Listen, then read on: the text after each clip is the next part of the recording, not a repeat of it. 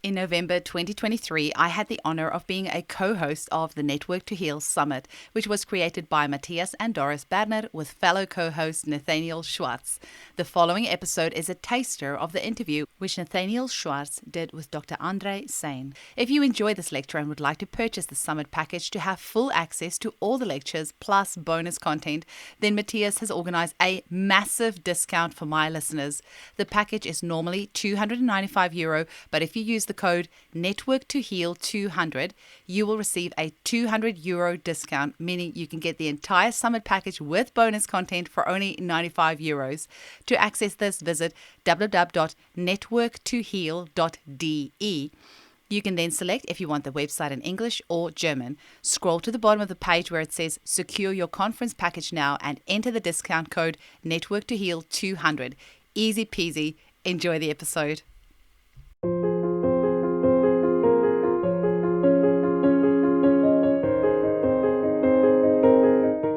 Very heartfelt welcome to Network to Heal.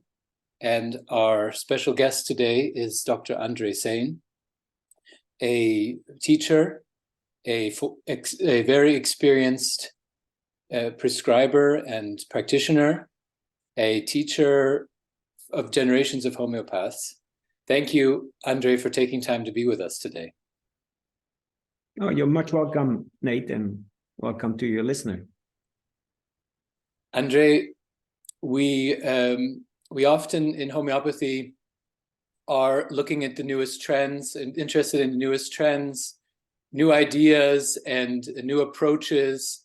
And one of the things I really appreciate about you is that from the very beginning of your study of homeopathy, you were questioning the beliefs or what you are being taught in the sense of wanting to know where is it all coming from, and is this really true, all the things that I'm being taught? So you were a homeopath who wanted to look into the history, into what made homeopathy what it is, and a lot of the articles that you've written and things that I've learned from you from the years are what I would call iconoclastic. You know, that there's some kind of a belief and some kind of a theory in homeopathy, and then it gets taught from generation to generation, a little like the soup of the soup of the soup. And even this is not a pleasant topic, maybe, because no one likes to have their toes stepped on.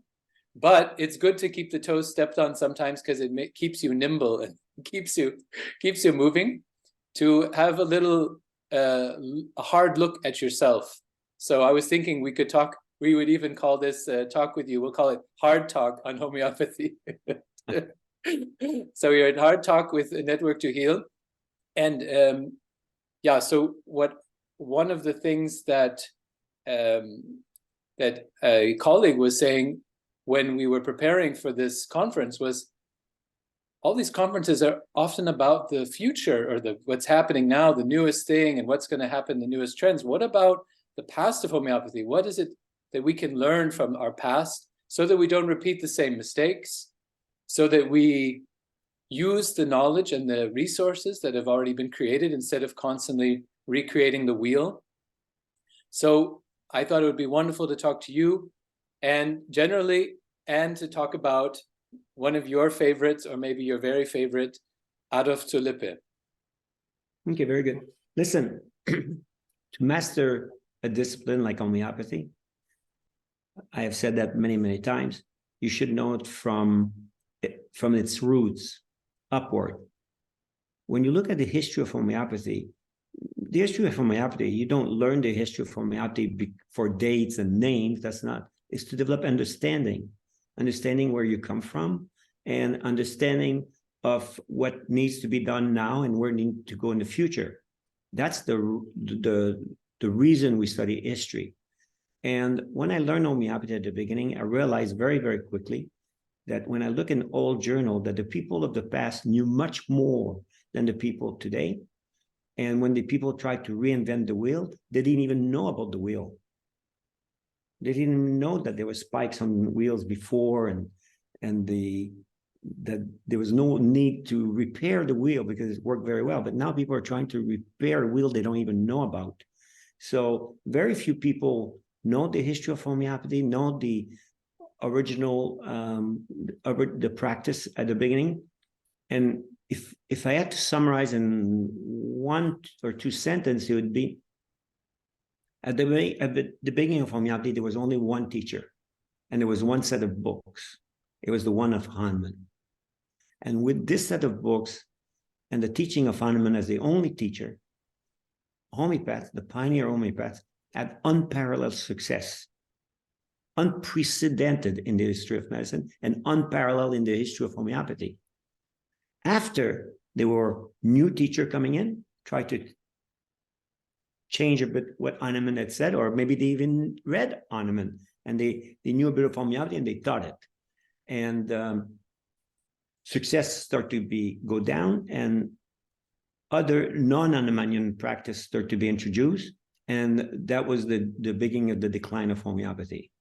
But as long as homeopathy is kept to the Hahnemann method, which is a pure method, pure scientific method, which is very easy to understand, you get the symptom of the patient, you get a totality, you try to get as many symptoms as possible. It's not possible to get all the symptoms, but you try to get as many possible symptoms from the moment the person was born until today, the most characteristic aspect of their person, and all their sensitivity and general symptoms. You try to develop a global picture of the patient with their disease, and then you would say what's most peculiar in this case, and then you would have to find a match for these symptoms.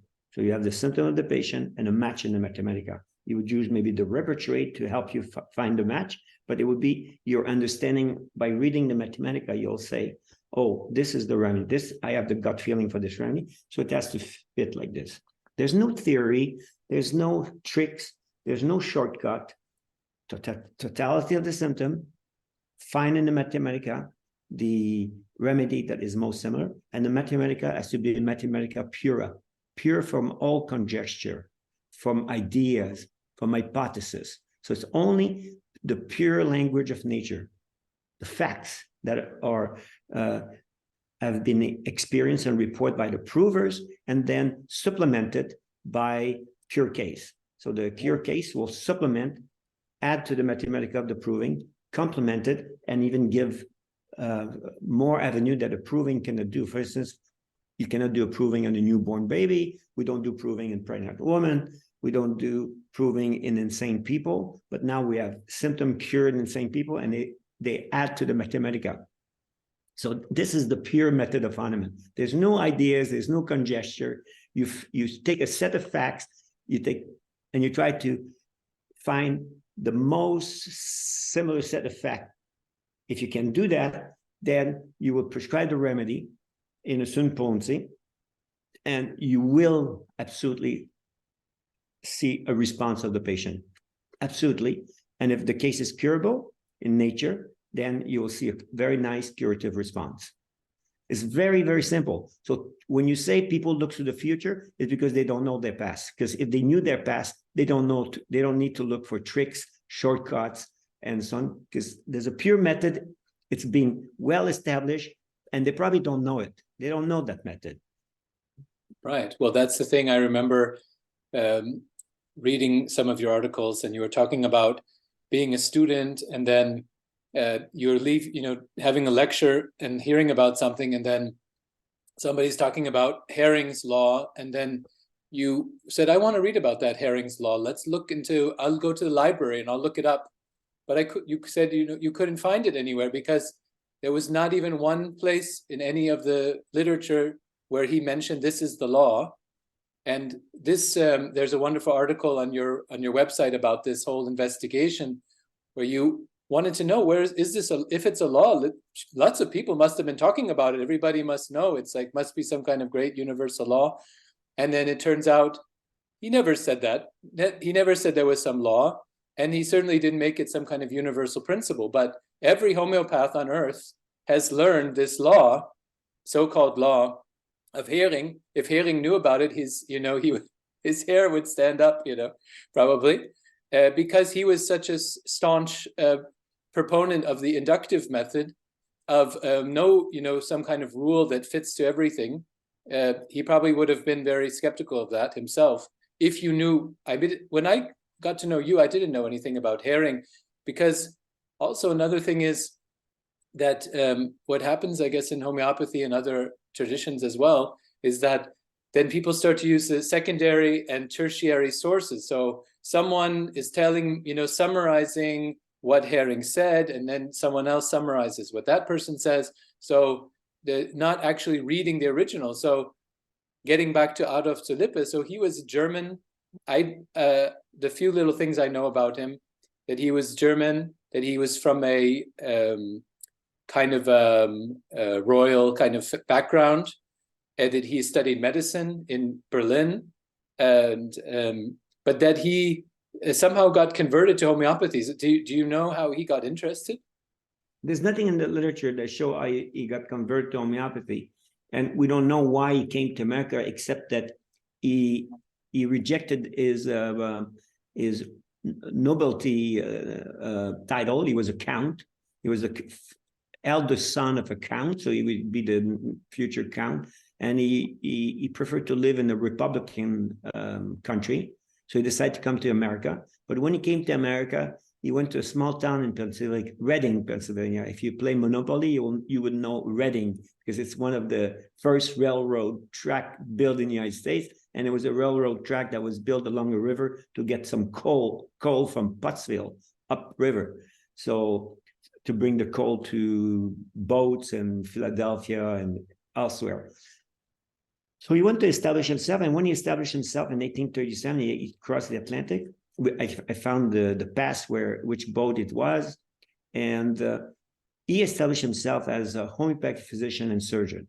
So he had finished his medical school. He put MD, homeopathic physician surgeon. And he must have read a lot of Hahnemann, and we have no knowledge about this. Who was his teacher, or was it just Hahnemann? But soon after arriving, he went to the Allentown Academy to perfect his homeopathic training. And he graduated there. Maybe he entered the academy in 1938, and he graduated in 1941. But he was still always in Reading to practice. And at the beginning of his practice, Lippe was an exceptional practitioner. In the world of Hahnemannians, whoever knew Lippe knew that he was the practitioner with the greatest success. If you had a difficult case, you go to Lippe. Nash would bring case to Lippe, Helen would bring case to Lippe. So he had unparalleled success, exceptional success, and he himself said those success was because we follow exactly the Hahnemann method. When you start to not follow the Hahnemann method, that's when the failure comes. That's when you need tricks and shortcuts, and you look in the future to find new ways, new tools, because you don't know the original result, the original way of practicing homeopathy, which is basically the Hahnemann method, a very methodical. There was I remember you talking about epidemic that taught him a lot, or when he started as a young practitioner, that he was already treating a very severe epidemic in reading. Yeah, you're right. When Lippe arrived from America, from Europe to America, it was in 1837. He settled in a little town called Reading, Pennsylvania. And if you play Monopoly, you would know where Reading is, because it's one of the corners, I think, not a corner, but one of the middle of the game, because it was one of the first railroad track in the world and in America for sure. And it was to transport coal down to the ocean and Philadelphia. And the railroad track was built along a river, the Susquehanna River, and it was very marshy place, and there was a lot of mosquitoes and there was a lot of malaria. So the workers that worked there, they had a lot of malaria, and they would come to Reading, and Lippe had put his sign, Adolphus Lippe, homeopathic physician and surgeon. So they didn't know there was no homeopathy. Nobody knew about homeopathy, but they say some straggler came to his office and he says he treat them, the animal in a way, with a 30 potency. He says rarely he had to give more than one remedy, and rarely he had to give more than one dose. And he said he treated them by the hundreds. And well, what were they suffering from? It was all malaria, very severe malaria that was just passed around from person to person. Yeah, so it was malaria, and well, malaria, even modern medicine, when you have a case of malaria, is very difficult. It's not so easy to treat. But with homeopathy, it was what single dose. It's a protozoa. You know, it's an you're infected by a protozoa given by a mosquito, and one dose of the remedy, he says, usually was sufficient, and he came by the hundreds. We don't know how many hundreds, but he says he didn't have to. He had not a single failure. But that was the story of his life. Yeah. The story of his life is he went through epidemic of smallpox, malignant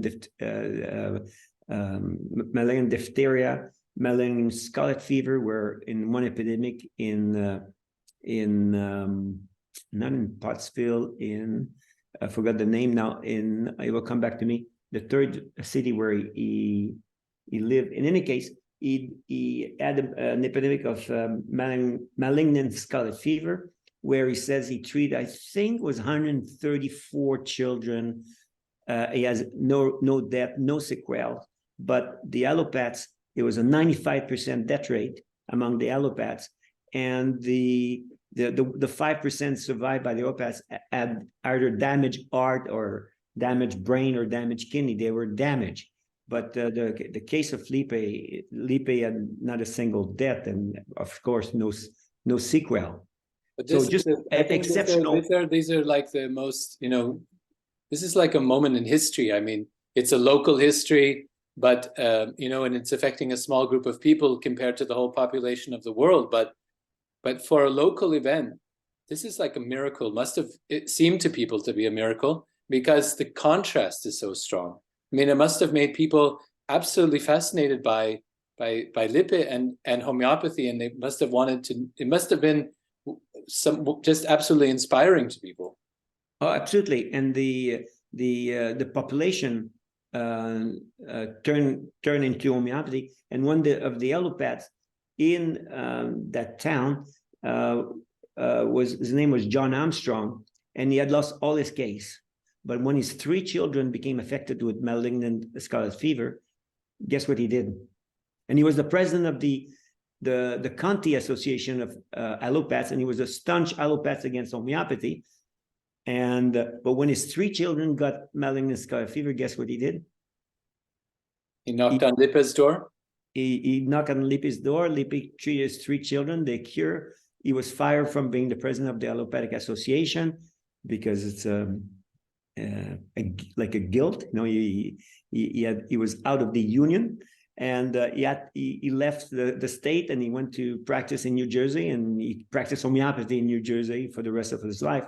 But just to show the incredible success. But that's the thing, and that's a time that there was no computer, of course, and there was no repertory. Exactly, and that's I remember you saying in a lecture, just to think about it, at the beginning of homeopathy, there was only one homeopath on earth. There was only one, because we always imagine, there's always been homeopathy or something. It's just one of them, and it could have been forgotten. It could have just been cast aside as thousands of other ideas in the history of medicine. But it was a great idea. It sounded really good. I mean, Hippocrates was talking about it and so on, but that doesn't mean anything. It's just somebody's idea, a nice principle, a philosophical principle. But the success, the actual effect on people's lives, the lives of their children, this must have had such a deep impact on people, so that they were even willing to change their complete belief system. Oh yeah, at some time, maybe around the 3rd of the century, homeopaths treated about 10% of the US population, 10 to 15%, but their patrons, the patrons of homeopathy, pay 1/3 of the tax in the United States. So 1/3 of the federal tax and county tax and state tax were paid by homeopathic patron or patient. That means the more educated people, the more they would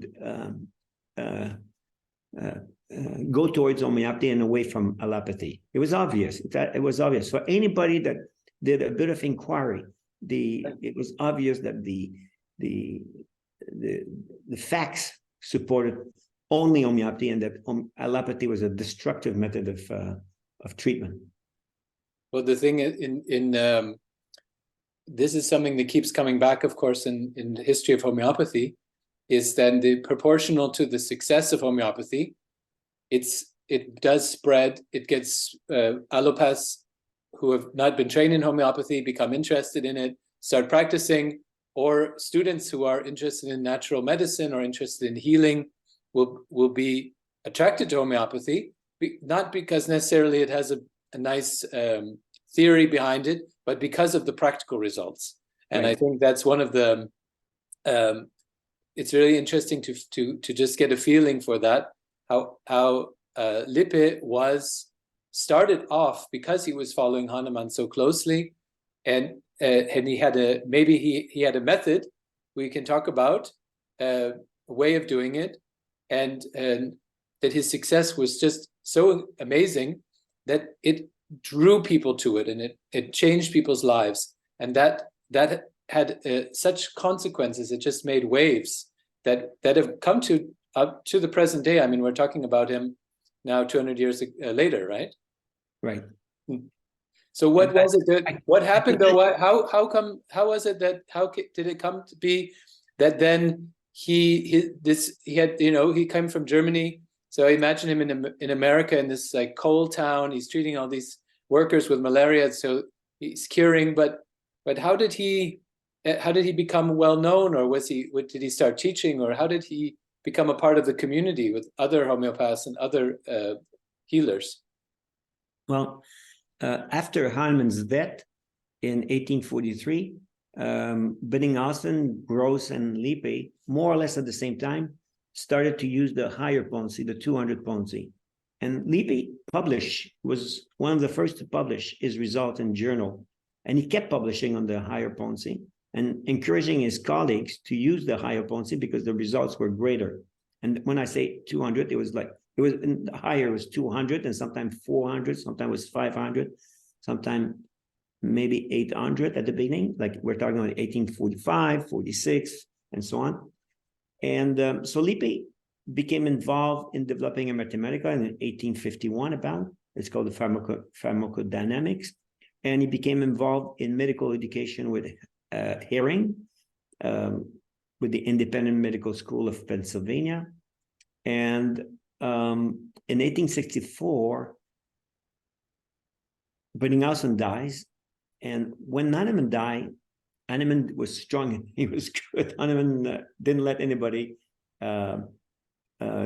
create a distortion of homeopathy, and he would point out, if you say like this is a hard talk, well, Hahnemann was hard talk. He didn't let anybody pervert pure homeopathy, because he knew what would happen if you pervert it. The best way if you pervert it, you're going to destroy it. If you create confusion, you're going to destroy it. And so Bennigsen was when Hahnemann died in 1843, Bennigsen took that role of defending pure homeopathy. So when somebody started to come with, let's say, combination remedy or multiple remedy, Bennigsen said, this is not homeopathy, call it something else.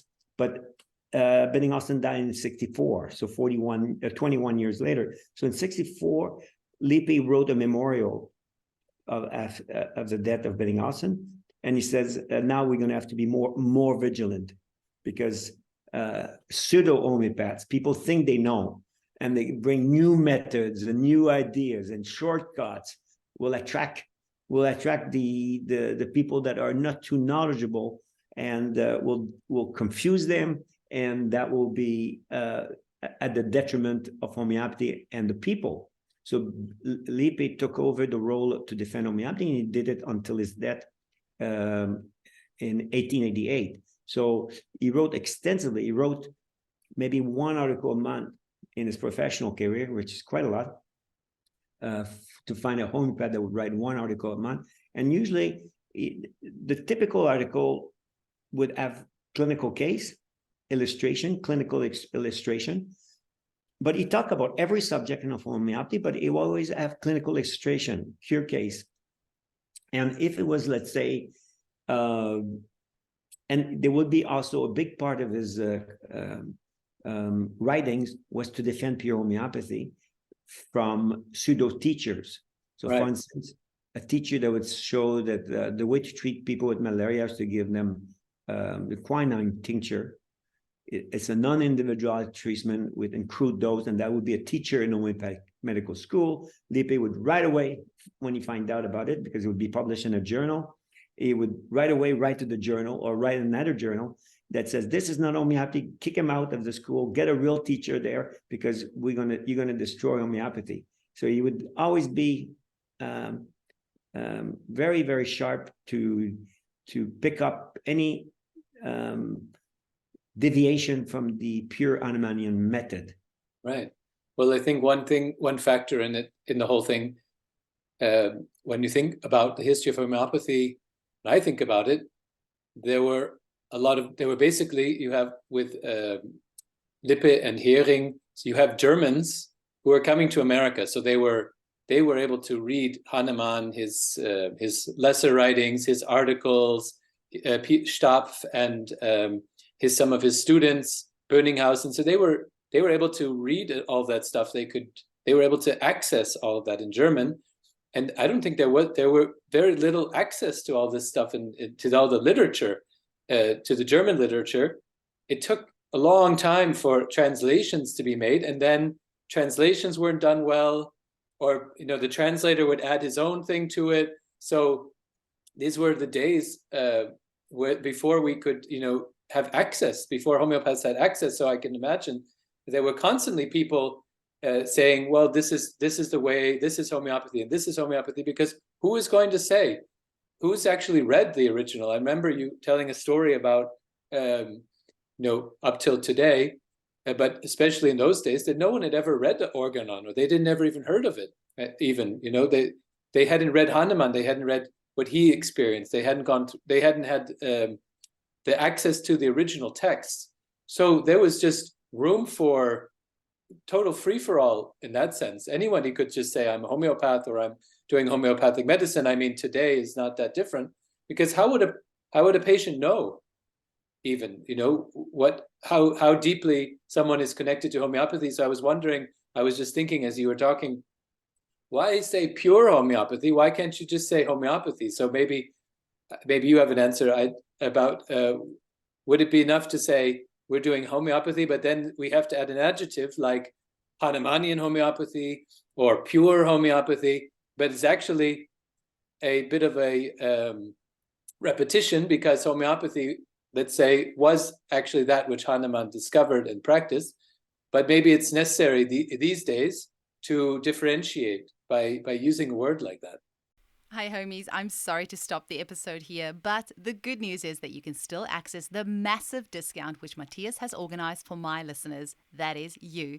To listen to the rest of the episode, as well as the entire Network to Heal conference package plus bonus content, visit www.networktoheal.de. You can then select if you want the website in English or German, scroll to the bottom of the page where it says secure your conference package now, and enter the discount code Network to Heal 200. Enjoy!